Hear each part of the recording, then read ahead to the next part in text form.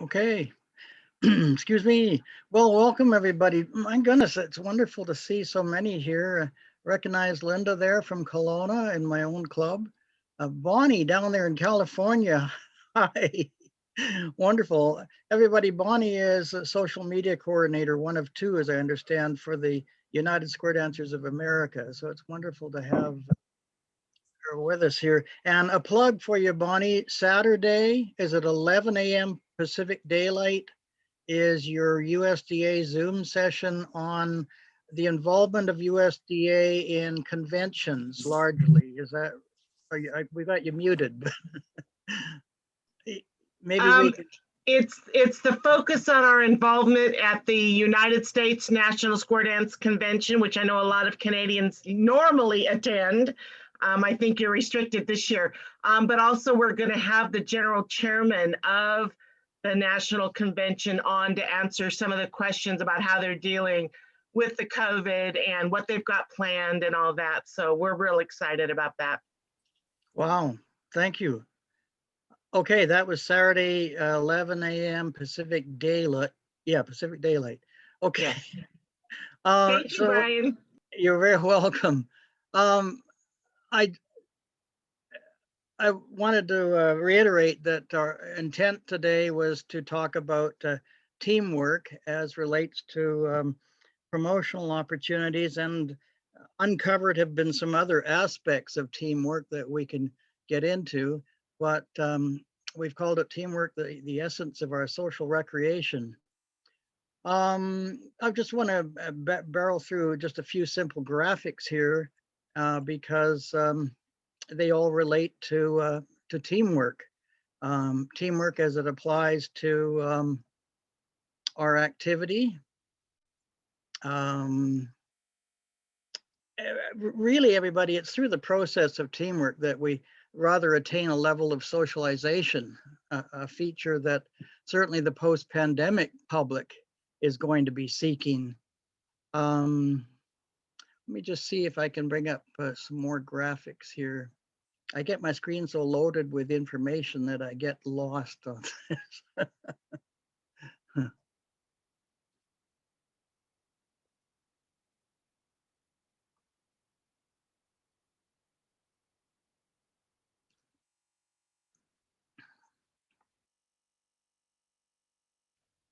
Oh, I'll leave it for now, everybody. Anyway, I wanted to say that we engage in social interaction. And unlike a social gathering where you might stand around with a drink in your hand, um, sharing stories, in our dance forums, including square, round, clog, and contra, people have to coordinate, cooperate, and even be tolerant of each other in order to be successful.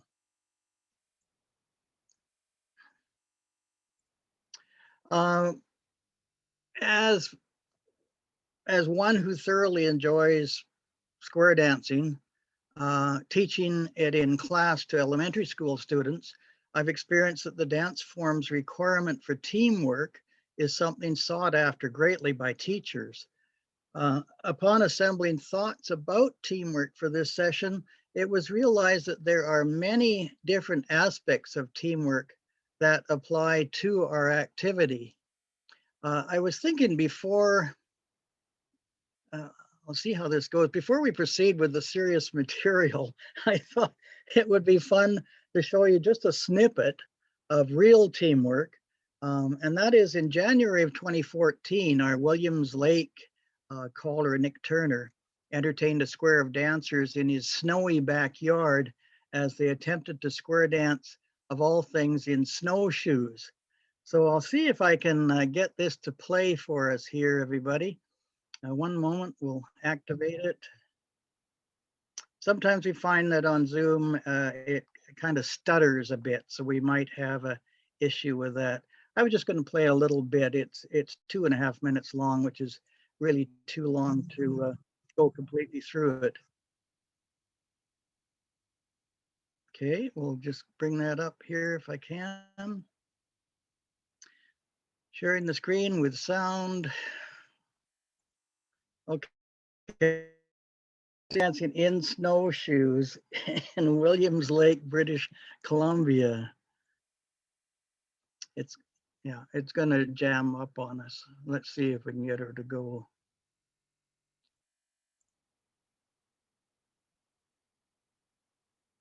Well, you can enjoy the still picture there. Basically, they're a team of 8 dancers donned snowshoes, and it's going to play a little bit. They really work hard at getting around that square.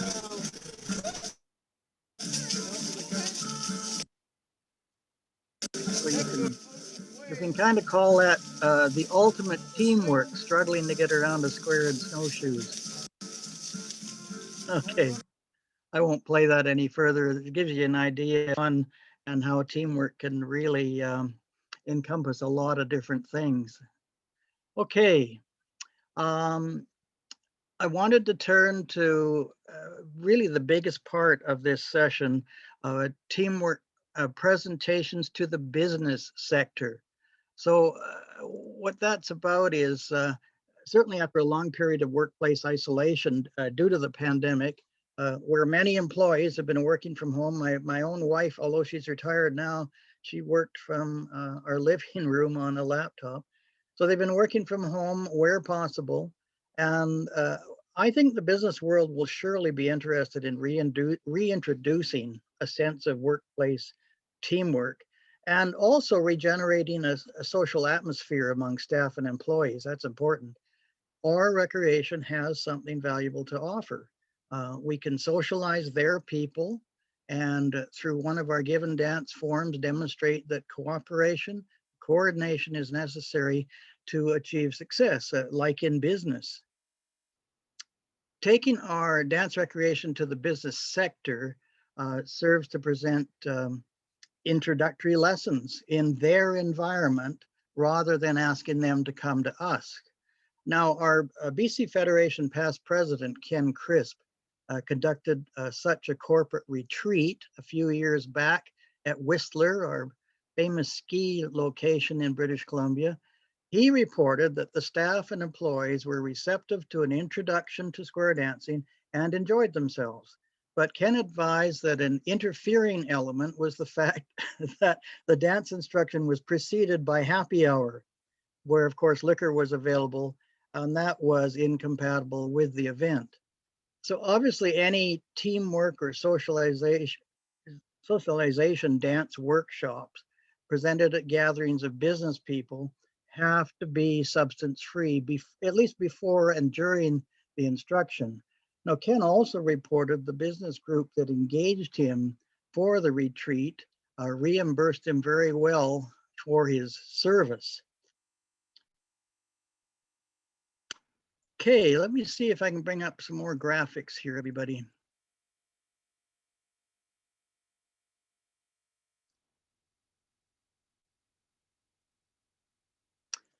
Okay, what I wanted to move on to was avenues whereby callers and cuers can reach out to the business community. And one of those avenues is a platform called LinkedIn. Let's see if I can bring that image up for you here. There we go, good. We looked at this when we did a session on social media last time, I think. And LinkedIn is a social networking site designed specifically for the business community. As it says, they're a place to establish and document networks of people that a working person can know and trust professionally. It's been in operation since 2003. So those looking for work, for instance, can post their CV, which is a written summary of your career, etc.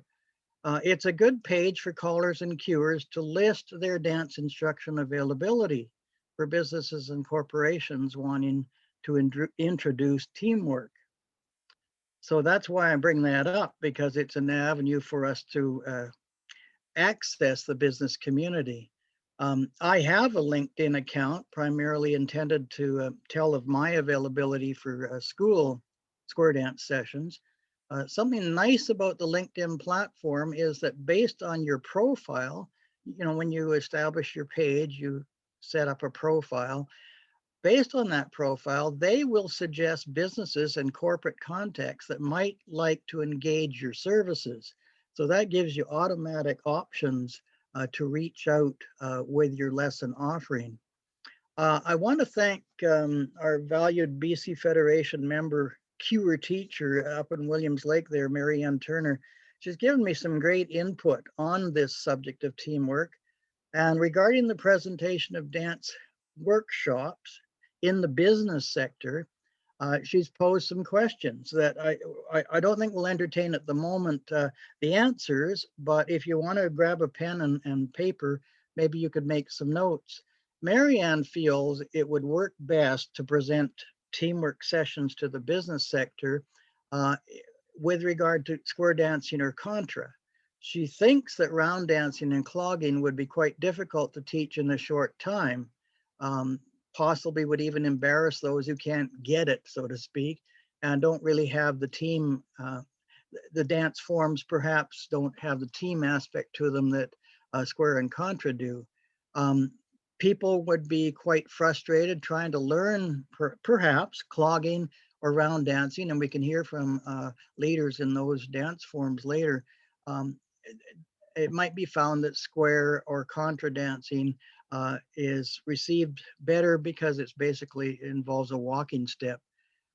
Teaching dance to the business sector presents a chance to persuade people who are still in the working stage. This is Marianne's comment. They're still in the working stage of their life. They're working people. And it is a chance to persuade them to consider square or contra dancing or one of our other dance forms as a fun and beneficial pastime. Let me see if I've got this other graphic ready to go here. I do. How about that? I can be organized when I want to be. Okay, come on, share a screen. Let's bring that up. Okay, so team building. Whoops, I got myself blocked off again here. Team building elements that we can promote can include building self-confidence, bonding with members of other workplace departments, a collaborative, non-competitive activity, strengthen social skills, and certainly it could be a happy break in a day of intensive training, like a retreat or a workshop, a session put on by a corporation or business. And it could be a break during that retreat or workshop. I'll just take that down. Okay. The other things Marianne's asked here, and again, if you got your pen and paper ready, she's wondering what kinds of businesses could we suggest would take us up on the offer to reach out to them to do workshops or retreats regarding our dance forms. She says, can we identify some in our specific communities? She also says, would there be callers willing to conduct such team building activities? And then what would the fee structure be? Referencing Ken, our past president, he found a corporate entity will pay quite well for these sessions. Another question, could we create a sample letter or a brochure for dance leaders to use to send to businesses, or callers and cuers for that matter, to send to businesses? Furthermore, could we create a document or web page that we could direct to the business leaders, suggesting our idea to them? It would have to be, she says, attractive, enticing, short and sweet, contact numbers and information. Yes. Could we create a sample letter or brochure for dance leaders to use to send to these businesses? Some really useful questions in that matter. Okay, let me just verify here that I've got this set up right. Okay, we're good. I wanted to say at the outset here, I said, it's come to the fore that there are many aspects to this team work part of our recreation. For instance, the president of the Frontier Twirlers Square and Round Dance Club, that's our club in Victoria, Wayne Townsend's the president. he's pointed out the need for another kind of teamwork, and that is internal within our caller and cure teachers. To paraphrase, he wrote that in square dancing, callers need to gather in a sort of teamwork to present a consistent, universal, synergetic dance program to newcomers. Where there are caller cure associations in BC, those members should be planning now exactly what dance programs they'll offer. Now, where none exist, dance associations should assist, or barring that, the BC Federation itself can offer assistance. Again, remember everybody that going back to our gentleman, Mike Hogan from Nebraska, in marketing terms, the dance instruction service, our product is really a service that we'll be offering, has to be finalized along with the place and the price before we can entertain various approaches in the publicity, the promotion, and any paid advertising that we might do. Now, relative to square dancing, in anticipation of what promises to be a large post-pandemic interest in our social recreation, Caller Lab's recommending the Social Square Dance program. That consists of 50 calls to be taught in 12 sessions, and that would be the full program, basically a destination program, not necessarily a stepping stone to other programs such as Mainstreamer Plus. Rather than presenting dancers with increasingly complex calls as seen in other programs, social square dancing would involve great choreography to maintain dancer interest. Unfortunately, if my information's right, Color Lab hasn't made this a full program. It's rather in the experimental stage, as I understand it at the moment. Let me see what I've got next here. Okay.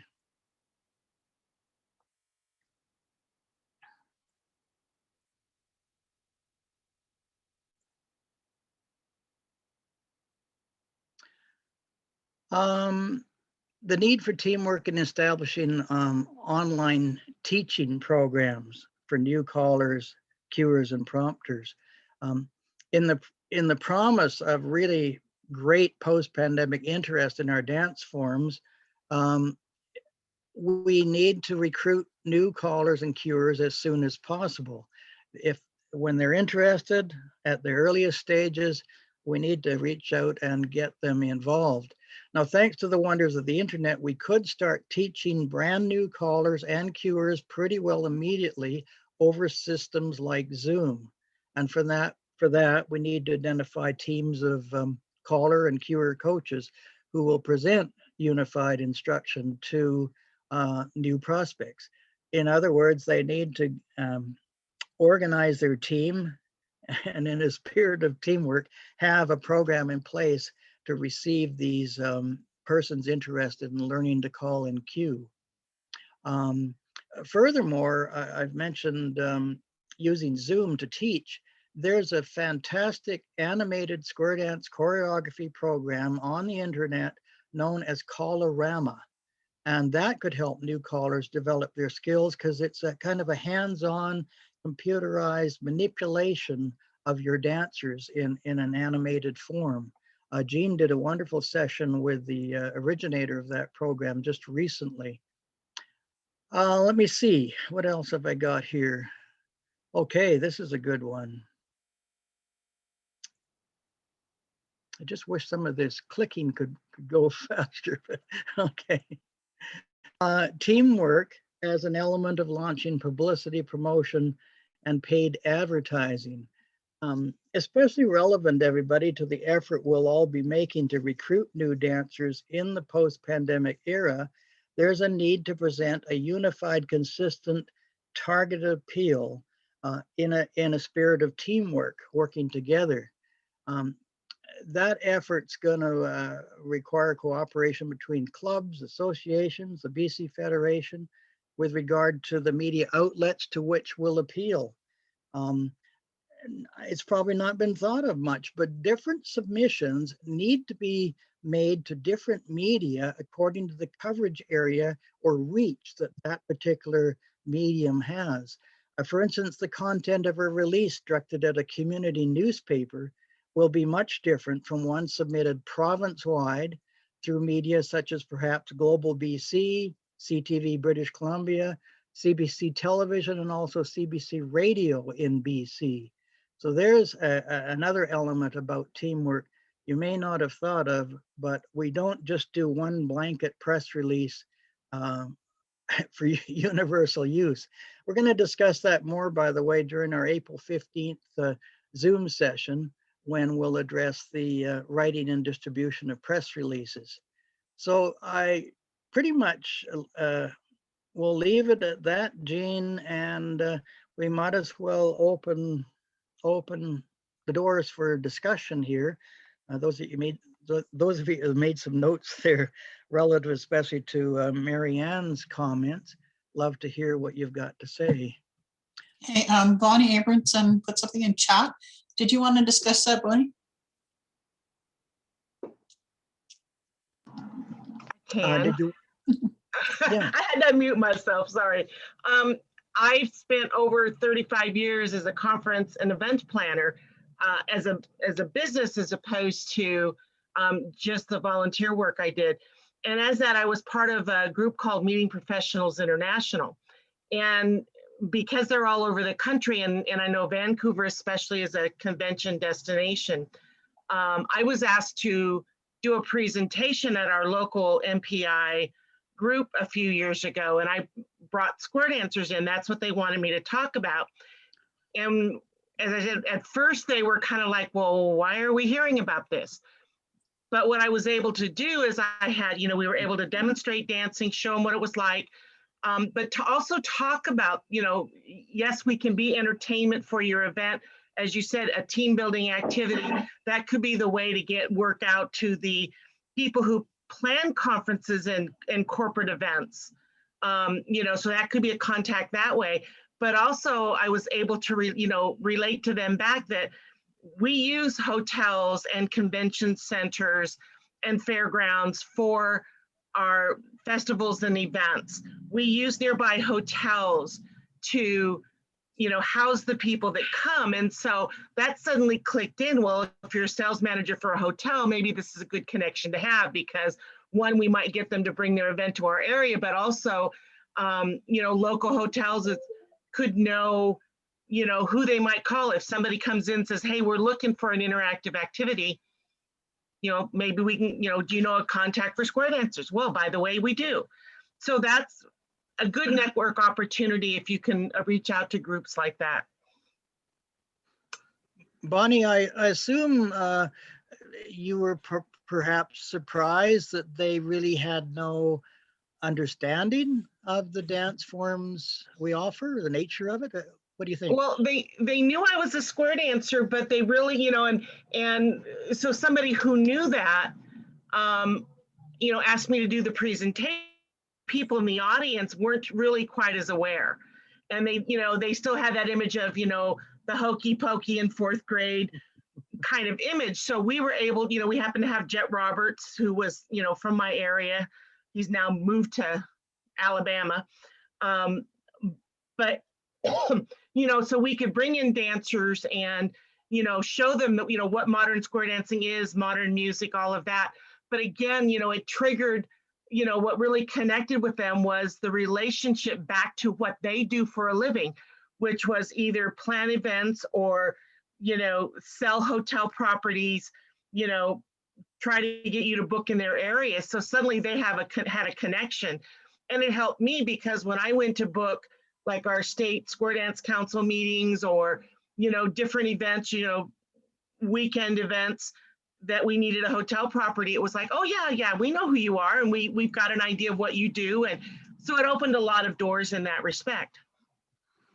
Yeah, you're playing on what Mike Hogan taught us in the marketing session about awareness. Mm-hmm. Yeah. So did they see, there's so many aspects in my mind to the teamwork advantage of our recreation, especially in square and perhaps contra, like breaking the ice, just off the top of my head. When you've got managers, senior managers, intermediate managers, and the the common worker on the dance floor, they have to go right and left grand with each other. They have to cooperate, coordinate with each other, which sets up in my mind a sense of friendship. We're all in this together, you know, that's surely advantageous to any business to have these people at different levels of, what do you say, in the hierarchy, all on the dance floor together interacting. Is that right? Well, it is. And also you've got the aspect of more and more companies these days are doing team building events, whether it's a weekend retreat or it's a, whatever form it takes. And, they might, do those, what do I want to call them? The breakout rooms, I can't think of the right word for it, but anything that gets people to work together. So I think you're on the right track. Is square dancing is something that they could do. One, it's fun. It gives them that activity, that exercise break, in between all of the sit down sessions you have. But you do have to depend on the 7 other people in your square. And like Yeah. regular square dancing, you don't know if the person, well, you may, but I mean, you don't know if that person is an attorney or a doctor or, a garbage man or whatever their career is. When you're on that dance floor, you're all on the same level. There's no, high corporate person versus, day-to-day worker. So it breaks down some of those barriers. I'm with you there. I don't know if any of you follow the TV show Bar Rescue with John Taffer, but he basically goes into failing bars and tries to raise them from the ashes. And one of the problems he encounters is and um, staff and management people at odds. Sometimes the very management people are family and they don't get along with each other. So what crosses my mind is he'll have them go to a building with rappelling equipment and they'll go up on the ropes. And one staffer is given the task of holding the rope for another staffer while they go down the building. And it's team building. It's the same thing, but not as dangerous in square dancing. What about some more input? Marianne, was there anything crosses your mind that you want to throw in? Well, I'm wondering if anybody has any experience with what companies we could approach. For example, in our town, it's a mill town. We have lumber mills and sawmills, and mines, but everybody's on shifts, 5 days on, 5 days off, 4 days on, 4 days off, 7 to 7. They're just not the right customer for our recreation. But does anybody have any suggestions of what companies we might approach that would think team building is a worthwhile activity? I think we need to put our thinking caps on, and I bet you there are many, Marianne. I really do. And I think going to businesses in your community with a large number of staffers is a starting place. Central Okanagan, where we are, tourism is a big issue. We do have logging. I live close to Gorman Mill and they do 1-inch boards and they've got a huge staff that produce at that mill. Yeah, I think it's up to each community to really put on their thinking caps about that. Hey, Brian, Yes. how about teachers? Because they not only are teaching, but I think it would be good for them to take a pro day maybe and do something like that. Great, Lyle. You know, I've seen a teacher come to our recreation socially in her personal life because she was exposed to her students learning to square dance at her elementary school. I was very thrilled about that. I was thinking, Linda Bialik, the Greens. I think Terry taught at a school in Summerland, and he came to square dancing with his wife, Linda. I think largely motivated by that experience. Okay, one thing that is in just about every single town, and they rely heavily on team building, but they also rely in supporting their community, and that is credit unions. Okay, credit unions, they really, really work on this team building. We saw it in the festival 2019. You had them out in a group helping with the art portion of it, having the booth there, providing funds for the festival as well. So credit unions are a big step. If you can get something going with them, it will kind of spread from there. I wonder, Jean, if banks in general are, credit unions and banks, because they've often got huge staff complements too. But I wanted to add to your mention of credit unions. The West Side Squares in my area, we accessed community, I can't remember quite what they called it, Community Involvement, Community Enhancement Fund. And they donated to the club $500 because we let them know we were offering square dance lessons to a community in which they serve. That was one of the prerequisites. And yeah, a check comes in the mail. They want to support. Of course, they're after you to send photos back to them of proof of the event having taken place and that. But yeah, I think so far I've got schools written down. Thanks, Lyle. Credit unions, banks. Bonnie, was there a particular angle there to a type of business?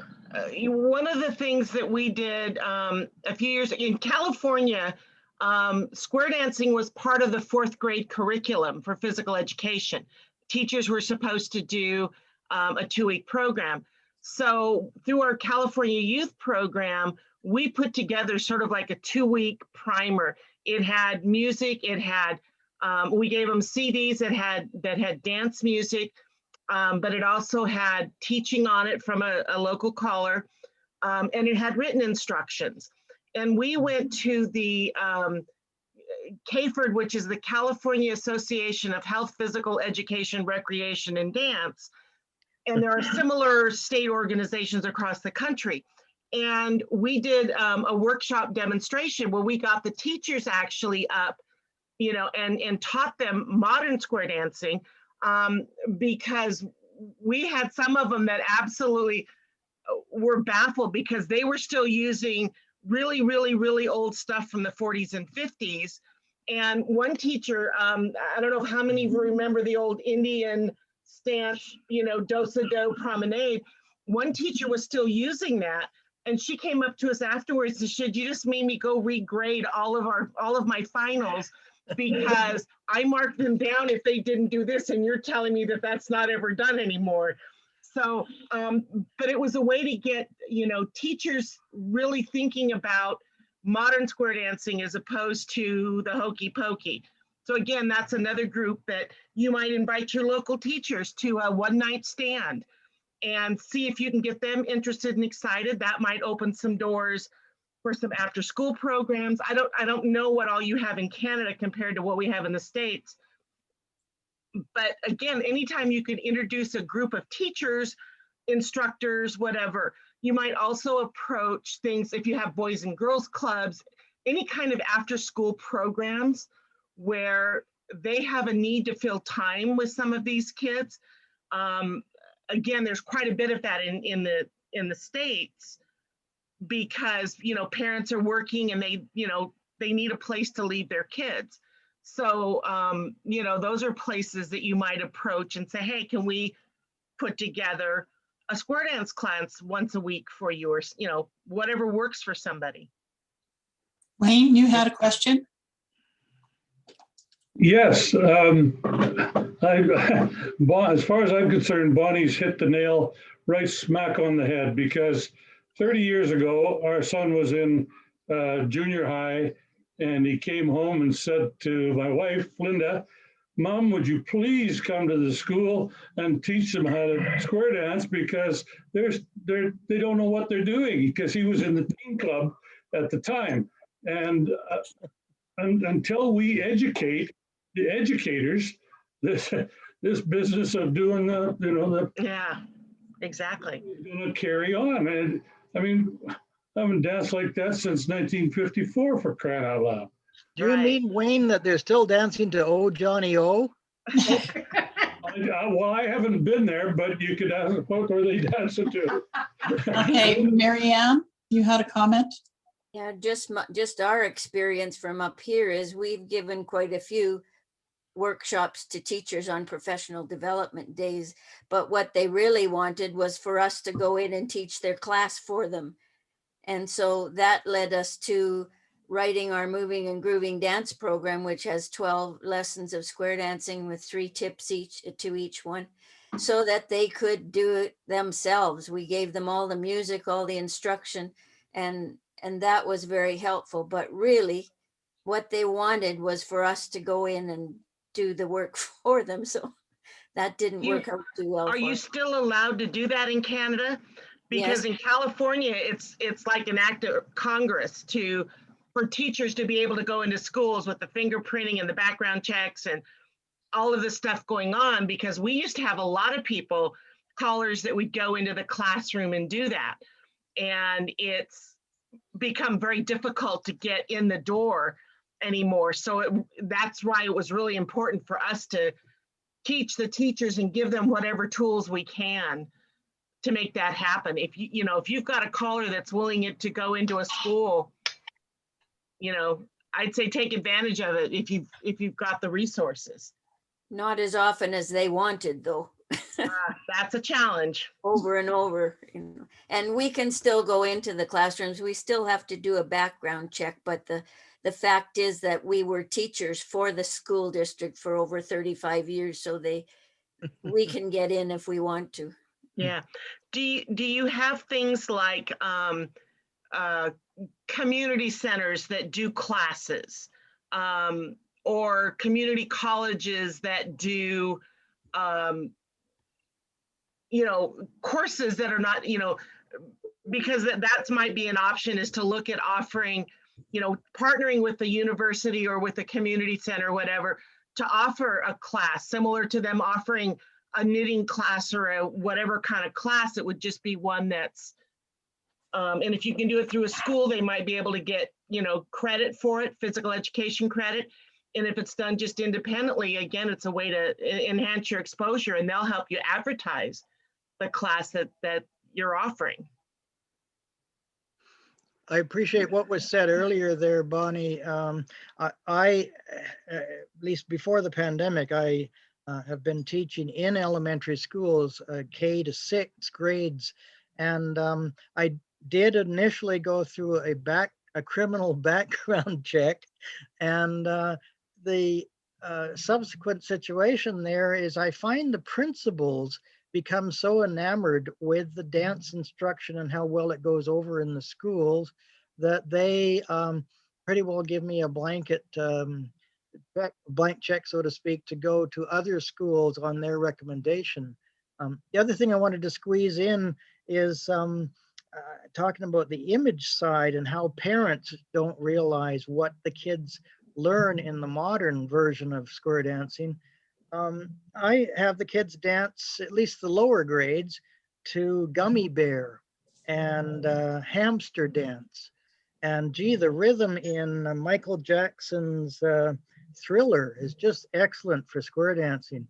So why I'm bringing this up is at one of the elementaries, we did 6 sessions. On the last session, this is the whole school. On the last session, the parents are invited. And a dad came up to me and said, my 2 girls tell me at the dinner table that they're square dancing to Gummy Bear. And he said, that's not square dance music, is it? And I said, oh yeah, it's advanced. There's many different dance styles today.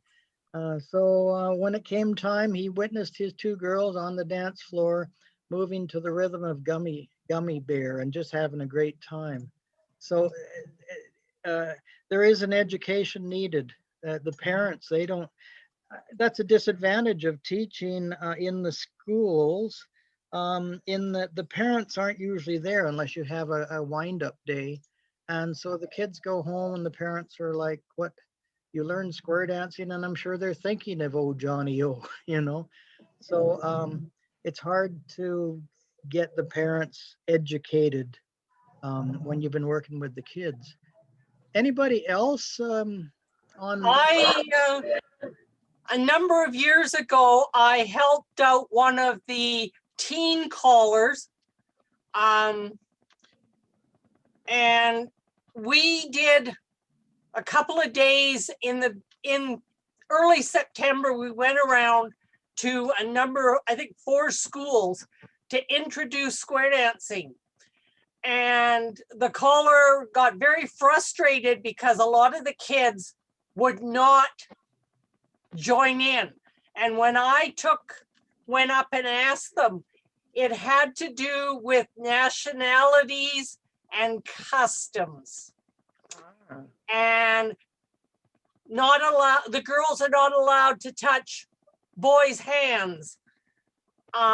So we ended up, I ran and found a teacher that could go and get ropes and lost pieces of clothing out of the lost and found to use as holding on.